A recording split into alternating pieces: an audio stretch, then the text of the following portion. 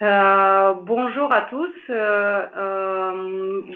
suis contente de vous accueillir aujourd'hui pour un autre webinaire dans lequel on va discuter au sujet de excellence opérationnelle et comment on peut atteindre l'excellence opérationnelle par les optimisations de maintenance. Je suis contente de vous présenter deux experts métiers qui m'accompagnent aujourd'hui pour cette session. Jean-Claude Lambolèze, qui est fondateur de société Fairfull et également un expert métier avec plus de 30 ans d'expérience, et Karine Calfon, qui est déléguée régionale de réseau AFIM spécialisé dans les maintenances. Jean-Claude, est-ce que tu peux nous présenter la société Fairfull qui notamment permet de gérer les cycles de vie des équipements industriels? Oui, bien sûr, Maria. Donc, notre société, nous sommes éditeurs de software. Hein. On intervient dans la construction des équipements, hein, qui va amener tout ce qui est attrait à la qualité de soudage, qui est un de nos produits. Et nous intervenons et nous créons des plateformes d'assets industriels pour optimiser la maintenance et l'inspection, hein, avec différents moteurs, hein, avec des choses qu'on vous expliquera un peu plus loin. Donc, on est assez spécialisé. On est équipé aujourd'hui un peu plus de 120 sites industriels en France et en Europe. Karim, je sais que AFIM est très actif au sujet de la maintenance, que vous faites et des formations continues pour déjà des experts dans ce domaine. Est-ce que tu peux nous présenter qu'est-ce que vous proposez comme service, qu'est-ce que vous faites et quelle est votre zone d'activité? Très bien, merci. Bonjour à toutes et à tous. Donc, très rapidement, une présentation de l'Association française des ingénieurs et responsables de maintenance. Diapo suivante, s'il te plaît.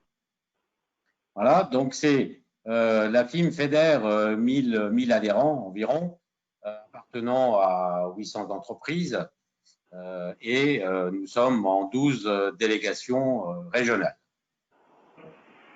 Suivante, s'il te plaît. Les principaux de notre association, c'est d'améliorer la santé-sécurité et les conditions de travail, parce qu'hélas, en maintenance, nous sommes des mauvais élèves concernant les aspects de santé-sécurité, représenter la profession, promouvoir et adapter la formation. Et donc, vous voyez que j'ai une double casquette, puisque je suis de l'Institut universitaire de technologie Louis Pasteur, de l'Université de Strasbourg, et je m'occupe du pôle maintenance où nous avons des formations en maintenance à Bac+2, diplôme universitaire de technologie en génie industriel et maintenance, et 2 licences professionnelles, technique avancée de maintenance et contrôle industriel et maintenance des installations. Un autre axe, c'est d'échanger, d'analyser, d'informer. Et donc, l'AFIM est également présente au niveau de la commission AFNOR X60G maintenance, puisque le président de cette commission est un membre de l'AFIM et même un administrateur de l'AFIM. L'AFIM participe également à la commission pédagogique nationale qui définit les programmes de l'enseignement supérieur, et le président de l'AFIM est membre de cette commission pédagogique nationale. Nous collaborons également avec l'INRS où nous avons développé conjointement un outil qui s'appelle Securafim et qui consiste à manager de manière visuelle les points de condamnation. Suivante, s'il te plaît. Voilà, donc n'hésitez pas à prendre contact avec les responsables régionaux et rapprochez-vous donc de nous. Suivante, s'il te plaît. Voilà, donc n'hésitez pas, soutenez l'AFIM, adhérez, participez à nos travaux, faites la connaissance. Donc le site de l'AFIM est en pleine restructuration. Il devait être opérationnel fin du mois, mais finalement avec le Covid, ça va être un peu plus tard. Et j'espère qu'en septembre, il sera opérationnel. Voilà. Merci Karim pour cette présentation. Donc en fait, les sujets que je souhaiterais aborder avec vous aujourd'hui, c'est notamment de La situation des défis dans l'industrie, qui est toujours de trouver un équilibre entre les coûts de la maintenance des équipements et de performance, et que cette problématique, elle touche dans une raffinerie ainsi qu'une usine chimique et une production agroalimentaire, donc en fait toutes les industries et industries de process en particulier. Selon une revue qui a été publiée récemment, plusieurs industriels cherchent à atteindre une excellence opérationnelle. Leur motivation se concentre principalement sur comme je dis avant, meilleur équilibre entre les coûts et l'efficacité, mais également aussi dans les réductions de risques opérationnels, les risques d'accidents majeurs, et notamment dans les optimisations de leur programme de maintenance. Les objectifs sont toujours d'améliorer les performances et à augmenter la fiabilité des équipements. Karim, je sais qu'il y a les crises sanitaires qui touchaient la France, touchaient toute l'Europe et même toute la planète, mais également touchaient l'industrie. À ton avis, si on t'a ressenti, quel est l'impact notamment sur l'industrie française? Quel est le retour que AFIM a constaté de ses adhérents et de ses partenaires? Oui, la diapo suivante, s'il te plaît. Voilà, donc les chiffres, hein, et donc l'Observatoire du réseau maintenance, qui est spécialisé dans le marché de la maintenance nous avons des chiffres depuis 88, et il a pour objectif d'apporter des éclairages sur les marchés de la maintenance industrielle, immobilière et tertiaire. L'Observatoire fédère des donneurs d'ordre industriels, des prestataires de maintenance et des constructeurs d'équipements. L'objectif, c'est bien d'apporter des éclairages technico-économiques aux décideurs de la maintenance sur les évolutions de leur environnement. Alors, bien entendu, il y a aussi une veille sur l'emploi et que, comme vous le savez, le secteur de la maintenance est en tension, c'est-à-dire qu'il y a plus d'offres que de demandes et cela ne va pas en s'arrangeant puisque le nombre de diplômés par rapport aux demandes des industriels est en baisse. Ceci étant lié au problème essentiellement de l'image des métiers industriels et en particulier des métiers de la maintenance. Alors même s'il y a une légère évolution de l'image, cela reste quand même très difficile dans l'état actuel. Et nous avons donc produit par ailleurs avec l'Alliance pour l'industrie du futur et l'Institut Mines Télécom un document qui s'intitule « La maintenance des métiers d'avenir » que vous pouvez d'ailleurs ici télécharger. Et donc, il s'agit de rappeler que la maintenance est bien une brique essentielle de l'industrie du futur. Alors, si on regarde les évolutions, on peut passer à la diapo suivante, s'il te plaît. Donc, les évolutions depuis 2008, évidemment, ça s'arrête à 2019. Vous avez tous compris que 2020 va être un peu difficile. Ceci dit, en faisant abstraction de 2020, on voyait qu'il y avait une progression légère, même si 20%, c'est quand même une grande partie, qui est due au carénage nucléaire. Depuis 2017, il y avait effectivement une augmentation. Alors, bien évidemment, la crise du Covid remet tout à plat. Les prévisions de dépenses vont chuter. D'après nos estimations, c'est moins 17% des dépenses totales. Alors, l'usage étant moins intensif sur les capacités de production, hein, évidemment. Alors, il y a une reprise très partielle de l'industrie. Alors, essentiellement, pour l'instant, ce sont des rattrapages des commandes et donc il y a effectivement des risques de trou d'air. La reprise est en attente pour 2020. On prévoit moins 25% des prestations, sachant que même le nucléaire maintient la maintenance essentielle avec l'arrêt des grands carénages. La main-d'œuvre étant sous-occupée, eh bien l'objectif est de préserver cette main-d'œuvre en interne. Et même le volume des bordereaux est en baisse avec la révision des périmètres des contrats. Alors oui, 2020 va être difficile et donc l'enquête est toujours en cours pour essayer d'actualiser les chiffres pour 2020. Voilà. Aujourd'hui, il y a beaucoup de budgets, notamment les budgets de CAPEX qui étaient gelés. Or que, comme tu as dit avant, on ne peut pas arrêter de maintenir les équipements. Donc, il y a beaucoup d'efforts qui sont faits par les industries pour trouver notamment des leviers et atteindre l'excellence opérationnelle. Jean-Claude, en termes de l'expert de métier, je voulais te poser une question. Selon toi, quels sont les leviers pour notamment atteindre les excellences opérationnelles? Pour atteindre l'excellence opérationnelle, notamment maintenant, soit sur la maintenance, soit sur l'inspection, soit pour il faut parfaitement maîtriser les dégradations de ces équipements, il faut parfaitement suivre les équipements et être capable de les suivre en masse. Ce qui aujourd'hui pénalise les entreprises, c'est les coûts de maintenance. Et comme le disait Karim tout à l'heure, 2020 va être assez compliqué pour beaucoup d'industriels et pour beaucoup de sociétés. Donc chacun va essayer de gagner, de voir comment il peut gagner les coûts de maintenance, c'est-à-dire comment diminuer la maintenance en l'optimisant. Donc avec différentes manières, que ce soit dans la chimie, que ce soit dans le pétrole, que ce soit dans l'énergie, que ce soit dans les infrastructures, que ce soit même dans les sociétés de transport, il faut optimiser les interventions de maintenance. Alors les différents leviers pour les optimiser, ça veut dire qu'il faut être capable de connaître parfaitement ces équipements, de maîtriser comment ils fonctionnent, de maîtriser comment ils se dégradent, de maîtriser comment on doit intervenir et comment on doit les contrôler. Donc tout ça, c'est des leviers et il faut être capable de le faire en masse. C'est-à-dire aujourd'hui, quand on intervient en maintenance, on intervient encore d'une manière, on va dire, unitaire ou ensuite d'une manière unitaire les équipements. Et nous, voilà. Mais il faut être capable de le faire en masse avec une vision stratégique. Tu parles notamment de voir une vision sur l'ensemble des équipements.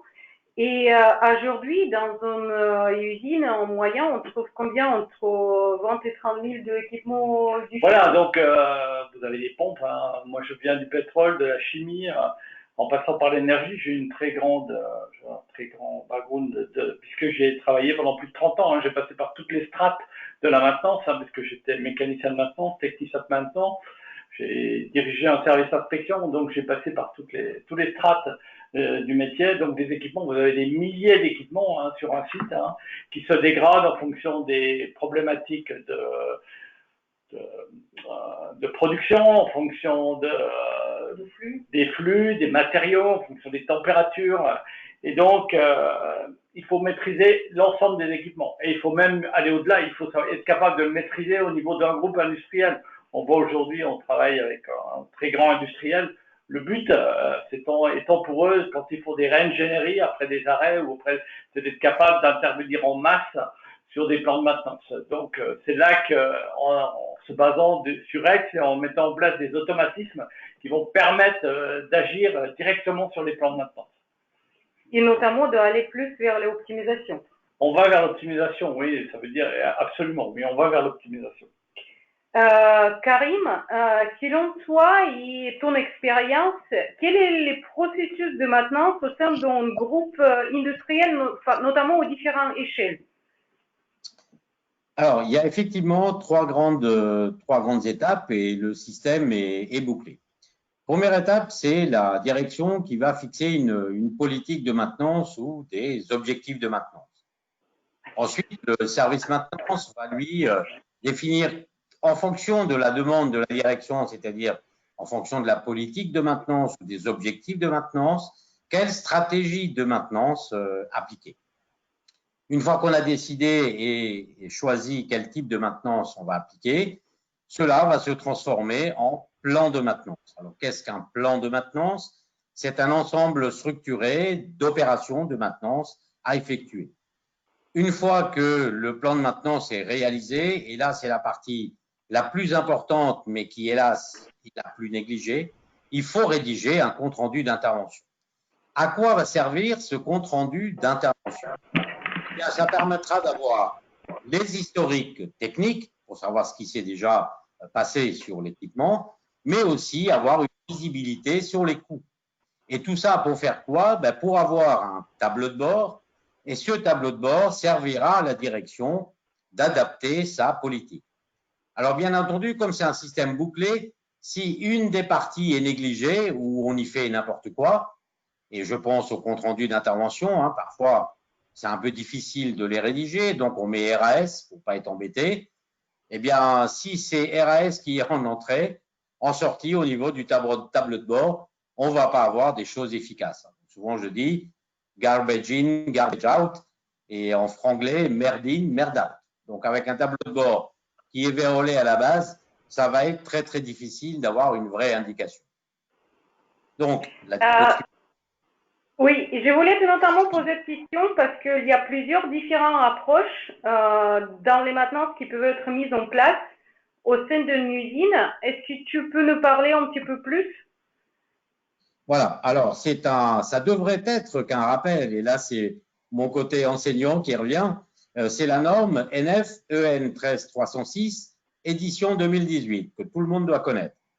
Donc en fait, une fois que la direction a défini une politique ou une stratégie de maintenance, et des objectifs de maintenance, pardon, le service de maintenance va devoir choisir. Alors est-ce qu'on fait de la maintenance préventive?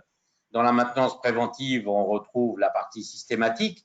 Donc la maintenance corrective, j'en parle pas. Hein.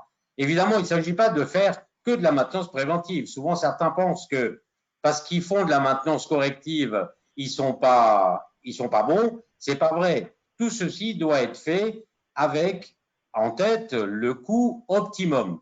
Donc parfois, par exemple, si on travaille sur stock, la maintenance corrective est largement suffisante. Donc, je ne vais pas rentrer dans les détails de la maintenance corrective. La maintenance préventive, il y a la systématique. La systématique, c'est-à-dire, on va définir un échéancier qui sera basé sur des unités d'usage. Alors, les unités d'usage, c'est le temps, un nombre de cycles, un nombre de pièces, etc. Et la maintenance systématique, on va remplacer quel que soit l'état de l'équipement. C'est-à-dire que la pièce qu'on va remplacer, et donc souvent avec mes étudiants, je leur donne l'exemple de la voiture, on va changer les bougies, quel que soit l'état de la bougie. Donc évidemment, la direction n'aime pas trop, puisque au niveau économique, ce n'est pas toujours justifié. Et donc arrive la maintenance conditionnelle, qui elle va se séparer en maintenance prévisionnelle. Alors je l'ai mis en rouge parce que c'est predictive maintenance en anglais, et sauf que beaucoup de personnes du marketing aiment bien utiliser la maintenance prédictive. Hein. Non, non. Comme vous pouvez le voir, la maintenance n'est pas une science divinatoire. On ne fait pas des prédictions, mais des prévisions. Quelle différence entre la maintenance prévisionnelle et la conditionnelle non prévisionnelle? C'est-à-dire qu'on va faire une mesure et on va décider qu'il faut agir tout de suite, c'est-à-dire que l'opération de maintenance doit se déclencher rapidement, alors que dans le cas de la maintenance prévisionnelle, connaissant son équipement, on peut extrapoler l'évolution des paramètres et programmer une intervention de maintenance. Donc, c'est la grande différence entre les deux. Donc, quand vous lisez dans certains articles, avant je faisais de la maintenance préventive et maintenant je fais de la prédictive, bah, ce sont des personnes qui n'ont rien compris. Hein. Je suis désolé, il y a une et on doit parler la même chose. C'est-à-dire que si on fait de la maintenance prévisionnelle ou prédictive maintenance, on le fait bien en prévention. Donc, ça reste une maintenance préventive. Voilà, ça y est, mon message est passé. Donc finalement, il y a chaque approche qui représente des avantages, des inconvénients, et on ne peut pas se baser que sur une maintenance préventive ou que sur une maintenance corrective. Donc, une approche conditionnelle, une combinaison de différentes méthodes, c'est, si je comprends bien, plutôt une meilleure approche. Et notamment, les maintenances conditionnelles prendre des ampleurs en raison de gains économiques importants qu'ils procurent. Jean-Claude, je voulais te poser une question. Comment nous pouvons mettre en place une approche conditionnelle de la maintenance et quels sont les éléments qui doivent être pris en compte dans cette approche-là? Pour mettre en place une maintenance conditionnelle, elle doit être adaptée à chaque catégorie d'équipement, à chaque classe d'équipement. On doit être capable d'intégrer, bien sûr, ses conditions opératoires, ses caractéristiques techniques, c'est-à-dire l'intégralité de ces caractéristiques techniques. Et là, on voit déjà que là, on est face à des problèmes parce que intégrer des caractéristiques techniques pour un équipement, ça va. Pour 100 équipements, ça va. Pour 10 000 équipements, ça devient plus compliqué et plus complexe, mais c'est nécessaire pour mettre en place une bonne, voire une approche conditionnelle acceptable.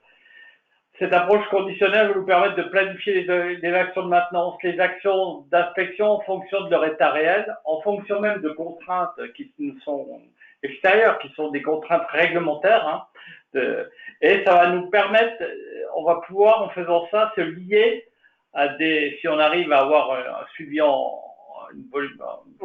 masse et global sur un site, on va pouvoir dire une panne s'est produite sur un site X. Comment j'interagis sur mon plan de maintenance presque en temps réel sur un site Y qui est à 1000 km. Voilà. Donc, ça veut dire qu'il convient de noter qu'une approche conditionnelle nécessite une solution de surveillance des équipements, une solution globale. Alors, quand je dis une surveillance des équipements, ça ne veut pas dire qu'il faut instrumentaliser tous les équipements, hein, c'est pas ça. Mais il faut être capable de grouper toutes les opérations de maintenance, toutes les opérations d'inspection. C'est assez complexe, mais c'est aussi assez facile à mettre en place. Le numérique permet cela. Et pour toi, notamment, cette approche conditionnelle, c'est plutôt se définir au niveau de groupe. Donc, c'est en tête qui ça se définit. Ça, on le voit avec nos clients. Donc, dire les groupes industriels imposent, si on prend des groupes pétroliers, des groupes chimiques, des groupes pharmaceutiques, souvent imposent des règles de maintenance. Et ce qui les préoccupe, c'est comment on peut répercuter ces règles de maintenance au niveau des sites. Mais ça peut se faire au niveau oui, exactement, hein, les best practices, comme tu dis. Donc, comment mettre en place une stratégie de maintenance efficace à l'intérieur de tous les sites. Exact, oui, c'est complètement ça, oui, Maria. Et pour toi, par exemple, les concepts et les best practices étaient définis, étaient utilisés, analysés par les maisons mères, par un groupe ou par une direction. Maintenant, il s'agit en plus, les best practices, c'est notre expérience, en quelque sorte, qui enrichit d'année à l'autre. Les questions se posent par la suite de application de cette stratégie. Pour toi, quelles sont des difficultés qui peuvent rencontrer les industriels dans la mise en place de leur stratégie de maintenance? Ça dépend globalement si on veut mettre en place une stratégie de maintenance efficace liée aux best practices et qui soit imposée par une direction au groupe industriel. Il vous faut fatalement un outil informatique, un moteur de stratégie qui permet de créer et de mettre en place des règles de maintenance uniformes liées aux dégradations, aux anomalies qu'on a pu rencontrer. C'est obligatoire. C'est compliqué de le faire. Moi qui ai fait des plans de maintenance sur des fichiers Excel ou qui en ai fait sur des grands ERP internationaux que tout le monde connaît, mais qui sont quand même des plans de maintenance unitaires où à chaque fois il était difficile de faire la corrélation entre les impositions réglementaires ou les impositions des best practices de la direction des groupes industriels où j'ai travaillé. C'était très long et chronophage. Donc, sans outils adaptés, c'est compliqué. Donc, pour toi, cette tâche fastidieuse qui notamment freine le processus de l'amélioration continue au sein de l'usine. Oui, ça va freiner le processus d'amélioration continue. Tu parlais notamment d'un rôle de logiciel et un rôle de digital au service de la maintenance. Chez Carrefour, on avait mis en place une plateforme digitale.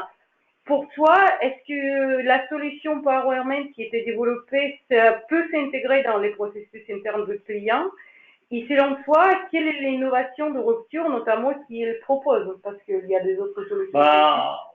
Voilà, donc on a développé différents moteurs. Hein. Donc, oui, on est capable de gérer l'intégralité des opérations de maintenance et des équipements industriels. C'est-à-dire l'intégrer, de le faire en masse. Hein. Quand je dis le faire en masse, ça veut dire qu'on va être capable de traiter les données en masse. On peut pas faire autrement. Donc, je suis perturbé, j'ai quelqu'un qui me passe devant moi. Donc ça veut dire qu'on va être capable de prendre les données d'un ERP d'une manière, de nettoyer les données, de les structurer. Hein, après de les emmener sur une plateforme que nous on appelle asset structure, on va les rentrer dans un moteur de stratégie. On va être capable de générer des plans de maintenance ou des plans d'inspection en ayant intégré les best practices du groupe et on va être capable de faire des plans de maintenance en masse. Attention, ça veut dire en masse qu'on va pouvoir faire par 1000 plans de maintenance en simultané. Vous voyez. Donc on va pouvoir faire des plans d'inspection en masse. c'est vraiment une innovation de rupture. Hein. Il faut juste savoir, ça se fait très peu aujourd'hui. Et tout en étant connecté aux grands ERP du marché, quoi. Donc, en fait, on va s'intégrer dans les processus internes et permettre dans quelque sorte d'établir cette flux continu de données, des gestions des équipements, en connectant avec des solutions tierces et en apportant de fonctionnalités complémentaires. Oui, oui, tout à fait. Tu commences toujours, je sais que les plateformes Powerment, elles commencent notamment par les modules de données. Pourquoi les modules de données, pour toi, étaient en étape préliminaire et importante dans les solutions que tu voulais offrir à nos clients? Tu parles, donc, il faut être capable d'intégrer les données dans plusieurs de nos clients. On travaille avec des ERP type SAP, des choses comme ça. C'est-à-dire, on va sortir les données, on va les nettoyer, les rendre, on va dire, les nettoyer, quoi. Après, on va les comparer par rapport à des normes ISO, on va les classer selon les normes. On va les classer demain selon les normes, les impositions du CIFOS, hein, qui sont, on va dire, une réglementation internationale pour les industriels. Et après, on les amène sur la plateforme d'asset structure pour générer des plans de maintenance en masse via le moteur de stratégie où là, on va intégrer les règles. Donc, les données sont essentielles. La propreté des données est essentielle. On a parlé notamment aussi récemment concernant des mises en place de best practices. Et pour un groupe industriel, le plus important, c'est de faire des comparaisons de benchmarking, qu'on dit, de différents sites industriels afin d'identifier tout d'abord des meilleures expériences de best practices et de les appliquer dans les processus sur les autres. Karim, comment notamment on peut faire cette benchmarking de différents sites industriels? Alors, c'est une bonne question. Et en fait, c'est résumé dans la diapo.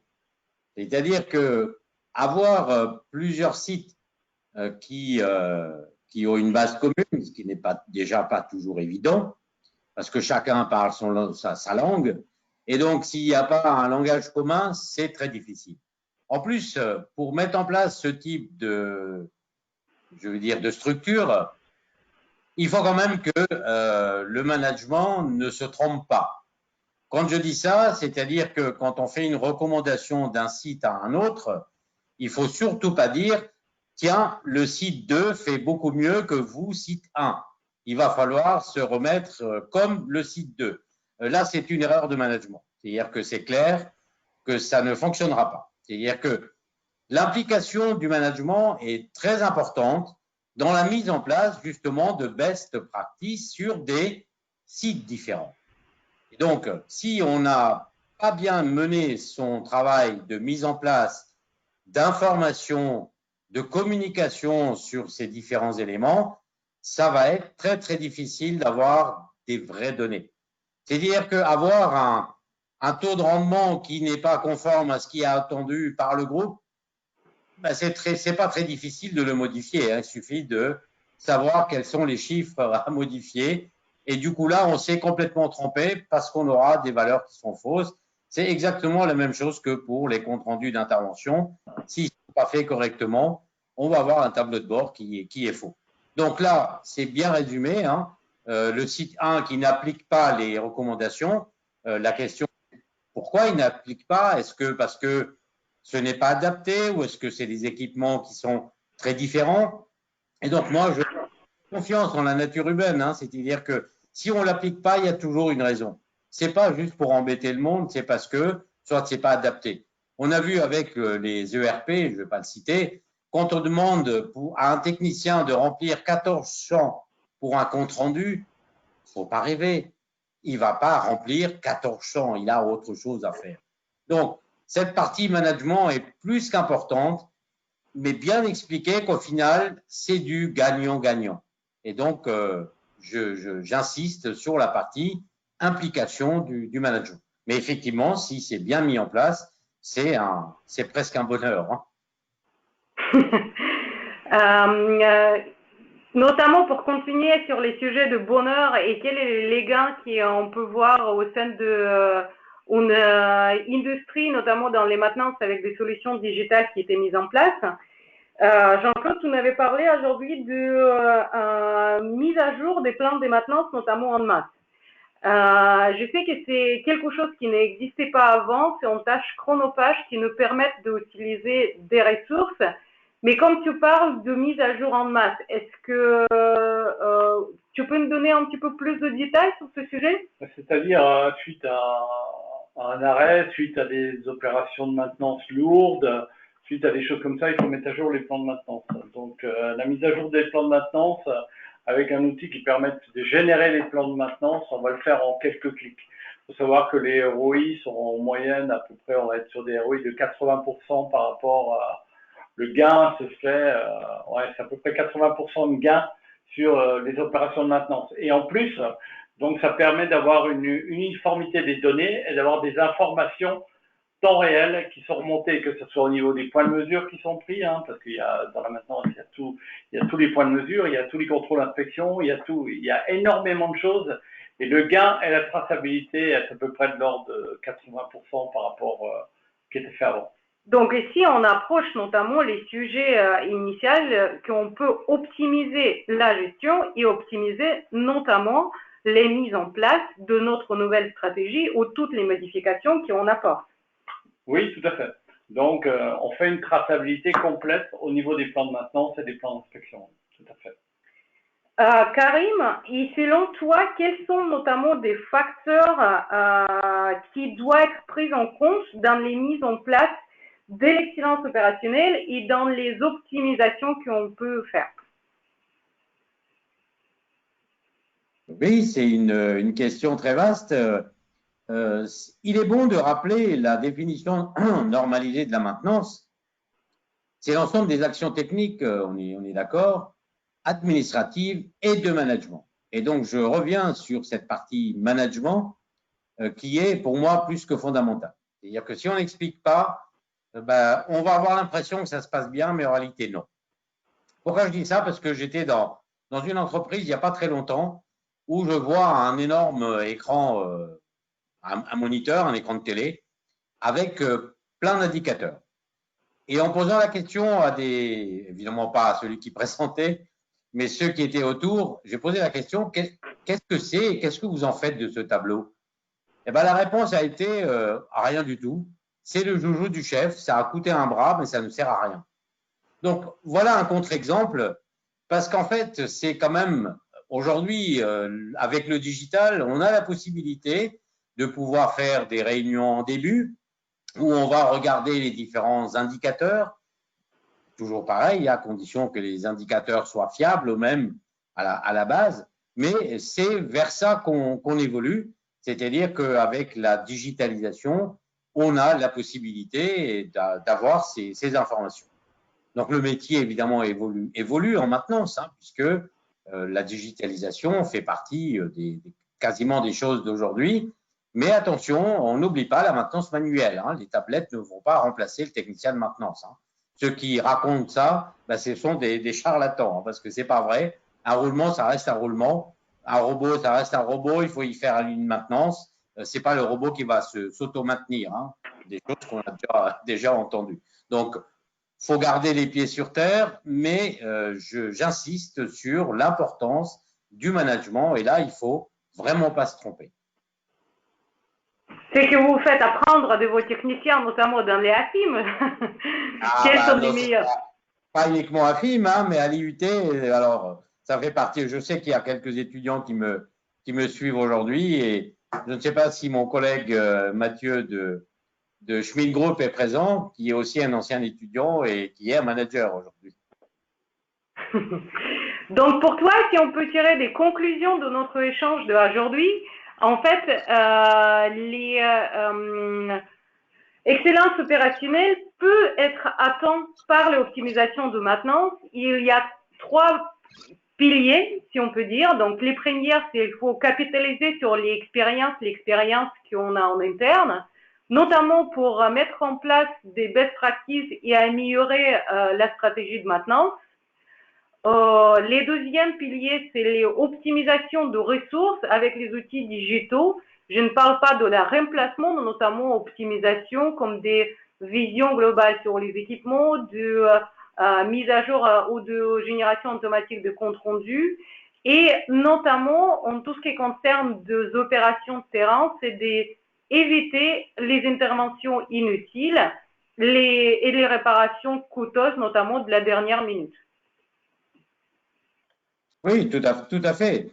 Quand on pense qu'aujourd'hui, un responsable maintenance passe 30% de son temps devant Excel à essayer de mettre en forme des données, non, non. Et donc, les nouveaux outils de gestion de maintenance assistés par ordinateur évoluent et permettent un reporting facilité. Et ce qui va permettre aux responsables de maintenance de réellement se consacrer à son travail qui est l'animation des équipes. Son rôle n'est pas de rester devant un ordi à triturer Excel avec des chiffres qu'il a récupérés, qu'il a transférés de je ne sais quel ERP parce que ce n'est pas adapté. Donc, la capitalisation du retour d'expérience en maintenance, c'est capital. Les outils évoluent, certes, puisque on peut avoir des visions assez intéressantes.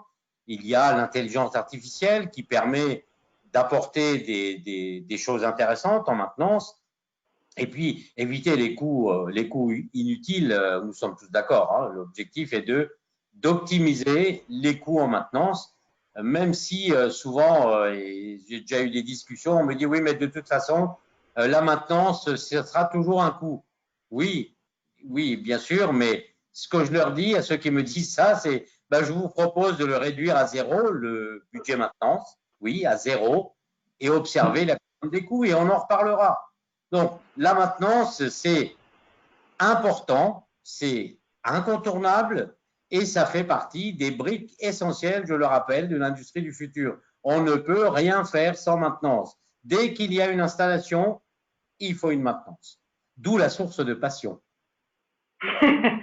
Bon, je pense qu'on a abordé aujourd'hui les sujets qui sont importants et qui se posent plusieurs l'industriel. Donc, je vois qu'on a pas mal de participants aujourd'hui. Je vous invite tout d'abord de se rapprocher à nous, à FIM, à l'université, pour avoir plus d'informations. Et également, si vous avez des questions, n'hésitez pas de les poser dans les chats.